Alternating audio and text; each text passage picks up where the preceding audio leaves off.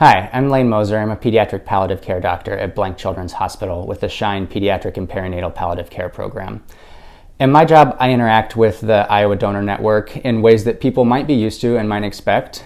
So for some kids who come in after a bad accident or something has happened where they're not going to survive, I work with the Iowa Donor Network to help those families donate organs and tissues and kind of the things that I think everybody thinks of for the donor network. But in my job, in pediatrics especially, I get to work with them in a couple of other ways that I think are maybe less known about and really cool. One major one is for perinatal palliative care patients. So these are families, moms, who know that their baby is going to have a very short life. And there's a massive shortage of pediatric heart valves, especially for small babies of that size.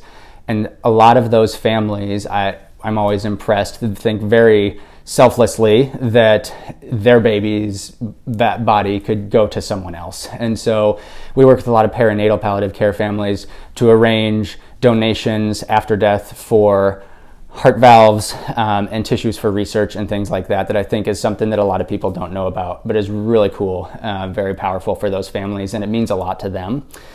Another big issue that I get to work with the Iowa Donor Network on that's a little more uncommon, I work with a lot of kids who have a rare genetic disease or medical complexities that are studied a lot for research, and some of those families find great value in donating their child's tissues or organs to research that could go to further understanding of the disease that they have lived through with their child. And I think a big example that I always think of is a family who was heavily involved with research for their child's disease and knew that the main place that does research for this disease was across the country.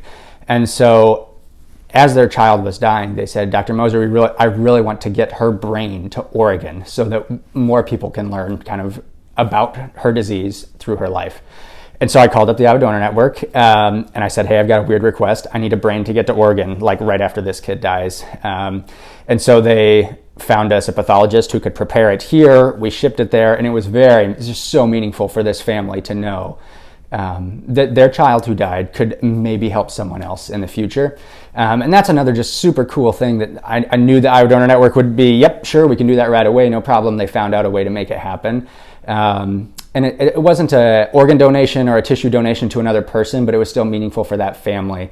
And so I love working with them for that reason as well. I love what I do because I get to work with a lot of families who are going through really tough times. And my job isn't to fix that for them, but it's just to try and help them through it and help make things better for patients and families that are going through all that stuff. And when you can do that, it's really rewarding to know that you help somebody in a really tough time make things better. And that looks different on different patients and different days, but that's why I love doing what I do.